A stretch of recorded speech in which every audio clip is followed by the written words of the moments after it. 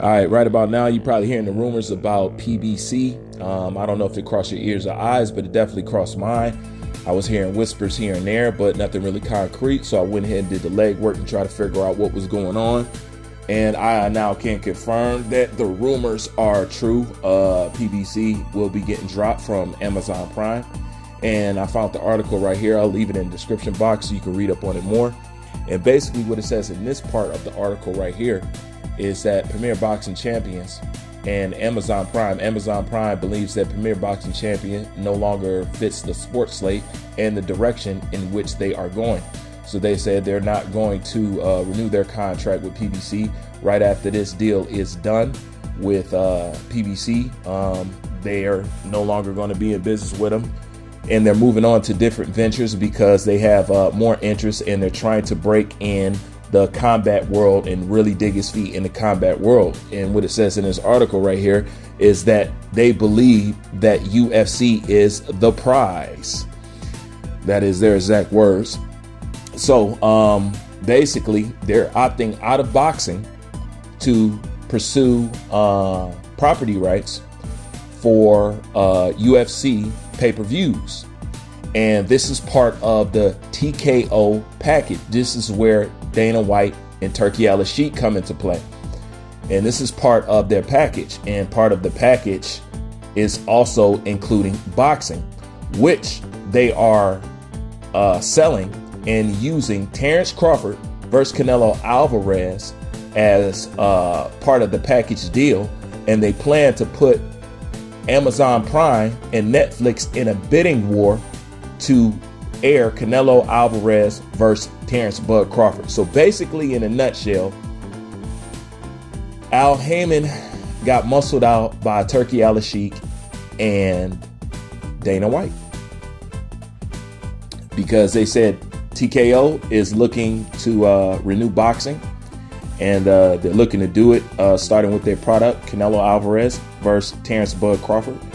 And they said Amazon wants to free up capital so they can invest in this multi-package deal. But their real interest in it is to get their hands on the UFC pay-per-view rights. But along that come with those rights is the multi-deal with the TKO, and that also includes boxing. So they get out of boxing to get into UFC, and by getting into UFC, they automatically pick back up boxing. So now they got boxing and UFC, to put it in a nutshell. So that's basically everything that is going on. So PBC loses at the end of the day. And what does this ultimately mean? In my opinion, besides, we really wasn't getting nothing already, PBC was reluctant to use the product that they did have to put on a good show, therefore therefore they could be in good standing with these broadcasters and these streaming companies in which they're getting fronted the money. The fighters wasn't fighting enough. They overpaid the fighters. They didn't give the fans the fights that they could. They had some of the biggest fights that could be made, and they didn't make the fight. So therefore, who would want to keep investing in a product that doesn't deliver?